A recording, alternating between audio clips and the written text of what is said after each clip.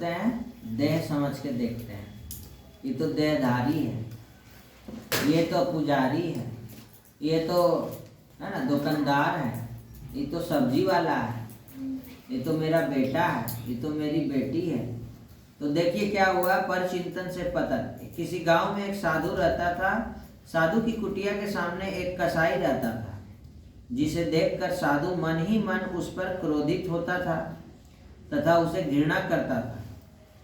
हर समय साधु कसाई के अवगुणों को ही देखता और एवं स्मृति में लाता था कि यहाँ वहाँ वर्णन भी करता था कि देखो ना कसाई कितना बकरी काटते रहता है, कसाई कितनी बकरियां काटता है, यही गिनता रहता था दिन भर। उसकी दुकान पर मांस खरीदने के लिए आने वालों की संख्या भी गिनता रहता था कि देखो इतना आदमी इसका दुकान से मांस खरीदता है।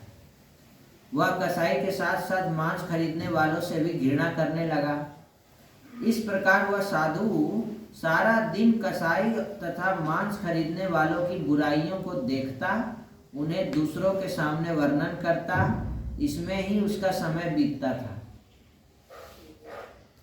तो समय अनुसार साधु और कसाई दोनों की मृत्यु हो गई।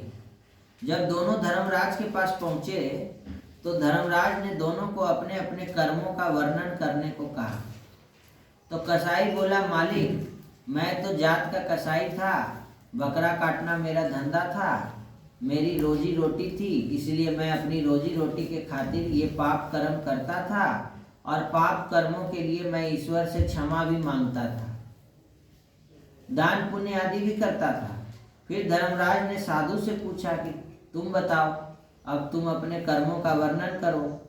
तो धर्मराज के सवाल के जवाब में साधु बोला कि ये कसाई ना दिन में कम से कम 10-15 बकरियां काटता था, जिसे 50-60 व्यक्ति जो फलाना फलाना है खरीदने आते थे, ये सब लोग पापी हैं, ये सब नरक के हकदार हैं। तो ये सुनकर धर्मराज बोले कि मैंने तुमसे केवल तुम्हारे अपने ही कर्मों का वर्णन करने को कहा है, ना कि दूसरे के कर्मों का, क्योंकि तुमने सारा जीवन दूसरों के अवगुणों को देखने और वर्णन करने में ही बिताया है। कभी अपने कर्मों का ख्याल भी नहीं किया कि मैं क्या कर रहा हूँ।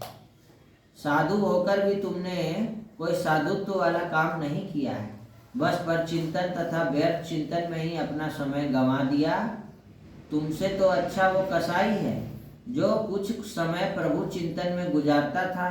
वह अपने पापों के लिए ईश्वर से क्षमा मांगता था, दूसरों के दुख दर्द में साथी बनता था, परंतु तुमने साधु होकर भी सिवाय पर चिंतन के कुछ भी नहीं किया।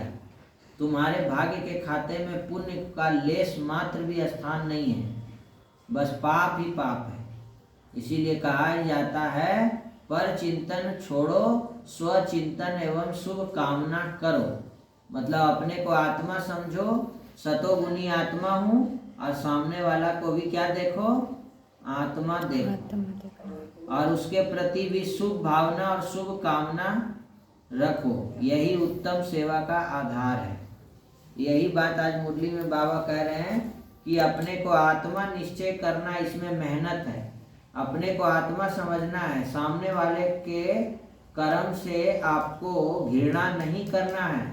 सामने वाला कुछ भी कर रहा है, उसको आत्मा देखेंगे तो परिवर्तन हो जाएगा।